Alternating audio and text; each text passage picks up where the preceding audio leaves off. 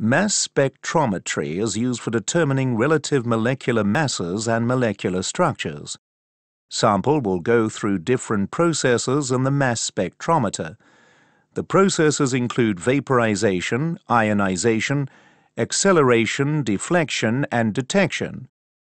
Only very small quantities of the sample are needed to be put into the mass spectrometer.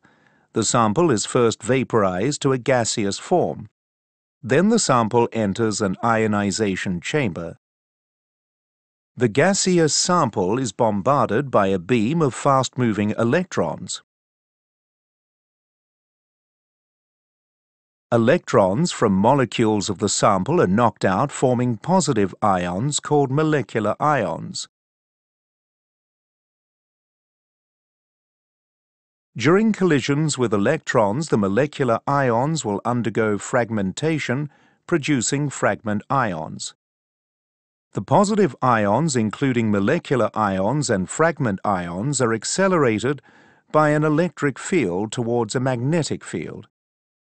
The positive ions are deflected by the magnetic field. Ions with a lower mass-to-charge ratio are deflected more than those with a higher mass-to-charge ratio. By varying the electric field and the magnetic field applied, ions of different mass-to-charge ratios can enter the detector.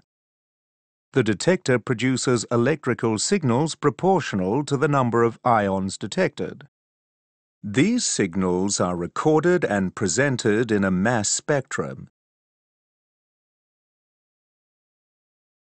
The mass spectrum is a graph of the relative abundance of positive ions generated against the mass-to-charge ratio of the positive ions.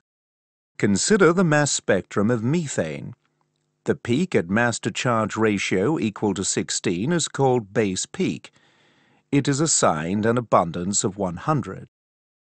The peak with the highest value of mass-to-charge ratio represents the signal generated by the molecular ion.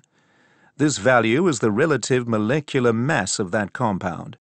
In this case, the peak at mass-to-charge ratio equals 16 is due to the molecular ion CH4+. Other peaks in the spectrum are due to fragment ions of the molecule.